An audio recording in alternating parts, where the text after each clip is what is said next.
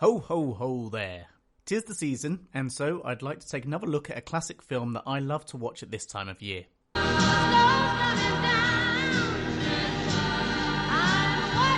This wholesome festive movie came out in 1984 and starred Zach Gilligan and Phoebe Cates. In a nutshell, an American idiot gives his son a new pet that, when not looked after properly, multiplies, spawning miniature demon creatures that wreak havoc on the town. The opening scene of the movie sets up the premise. Randall becomes obsessed with buying the Mogwai, and you can see the grandson is taken by the money on offer. But his grandfather refuses to sell. With Mogwai comes much responsibility. The boy is young and doesn't really understand, and Randall, despite being a man, has the same level of naivety as the kid. You could almost look at the characters as representations for their countries, with America being somewhat new comparatively, almost like a teenager compared with the ancient wisdom of the grandfather. Look, mister, there's 3 rules you've got to follow. Sure, kid, whatever you say. Gremlins is a boiling pot of tones.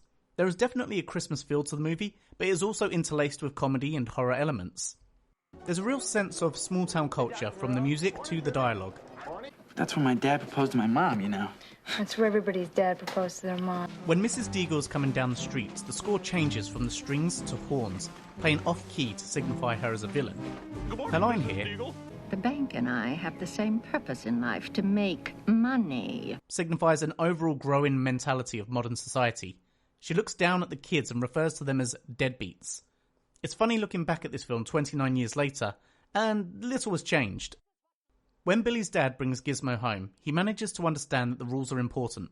Dim the lights. Dad, what does it do, glow in the dark? It's important. But is flippant about the word Mogwai. I don't know, some Chinese word. Mogwai means demon or gremlin. This understanding is key because knowing what the rules are isn't the same as understanding why we follow them.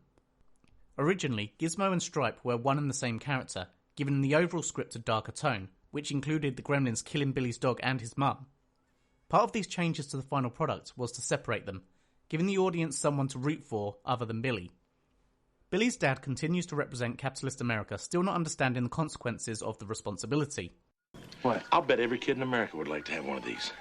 This is shown again when Billy actively puts water on one and then agrees to feed the Mogwai when he still thinks it's before midnight. The remainder of the film is the consequences of these decisions.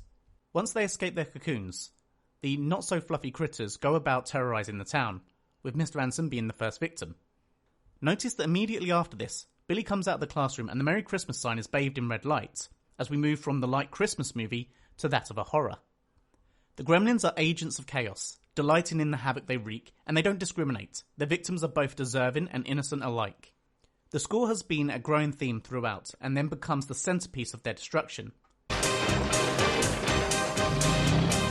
Society is built on rules, and the Gremlins represent the deconstruction of civilization, the introduction of responsibilities when not respected. Billy takes responsibility for trying to close Pandora's box, but he and his dad are never truly accountable for it. The movie uses animatronics and practical effects to create a charming Christmas comedy horror. Kate's speech about why she hates Christmas wonderfully represents the movie as a whole. The worst thing that ever happened to me was on Christmas. It was Christmas Eve, waiting for Dad to come home from work. Christmas Day came and went. 4 or 5 days went by. The house was freezing, so I went to try to light up the fire. The fireman came and broke through the chimney top, pulled out my father. He was dressed in a Santa Claus suit. Joe Dante, the director, fought to keep this scene in, as it's a mix of horror, sadness, and funny irony. The inclusion of Gizmo helps to keep the more wholesome aspects of the film front and centre, even when handling the darker moments. Especially at the film's climax when Stripe is trying to kill Billy with a chainsaw and Gizmo comes to his rescue. The moral of the film is encapsulated by the wise man at the end of the movie. You do with Mogwai what your society has done with all of nature's gifts. Basically, this is why we can't have nice things. Perhaps someday you may be ready.